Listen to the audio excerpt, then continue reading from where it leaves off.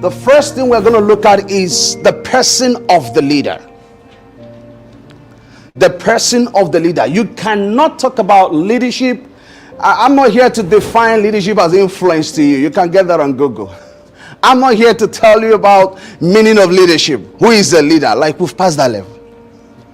Imagine somebody, bringing you here to define who is the leader to you. Oh, come on, you have many things to do with your time, right? But we are here to look at the person of a leader. Now, imagine this person standing, which is you, makeup, fantastic, good looking, with suit and tie. And that's the person we want to look at today. Because sometimes when we talk about leadership, the first thing we see is just people, the man who is in charge, the man who is in charge of resources and managing people and leading people, coordinating teams, leading sales team. But sometimes we fail to look at the person of the leader. Yourself. The person of the leader, which is you. And so we will look at your philosophy, your understanding of leadership. And so the subject of leadership is not something that we can just generalize. If we do that, we will not have the true meaning of leadership. Because what leadership means to you is different from what it means what? To me. If I ask everybody now to define leadership, trust me, we will not arrive at a single definition. Because people will interpret things based on how it affects them. So what leadership means to the man, a top CEO, is different from what leadership means to a gate man. To a gate man, true leadership is about how Oga is being nice. Leadership definition to an employer is different from that to an employee. Maybe to an employer, you are a leader when you are performing, right? And you are getting things done. You are able to manage things. But to an employee, leadership is also different.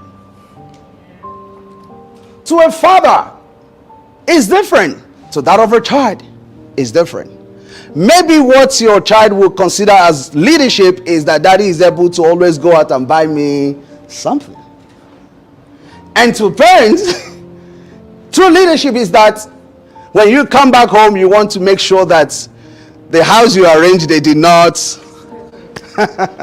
How many of you are married here, please? You have kids. What's the experience like?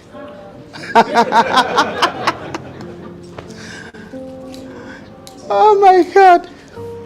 So the subject of leadership is something really very interesting. And, remember what I said at the beginning? I said it's a journey. So you can never get to the point. There is no place called there. There's no place. And so you will believe in thinking that, one day I will arrive. You will not arrive.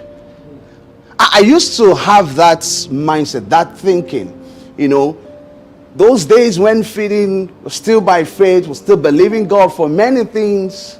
And then suddenly, those things have happened. And then I now wake up every day and I'm asking myself, is this truly that life?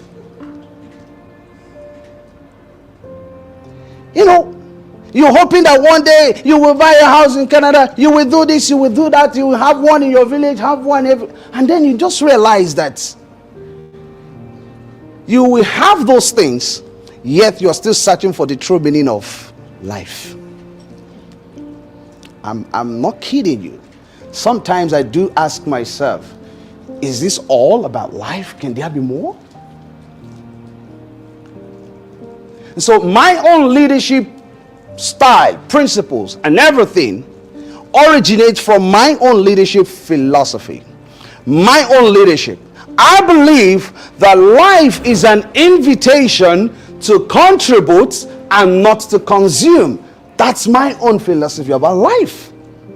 And so it means that when I meet someone the first time, what I'm thinking is about how to do what? Contribute and not to consume. So you literally cannot become the leader you want to be without considering the person of the leader.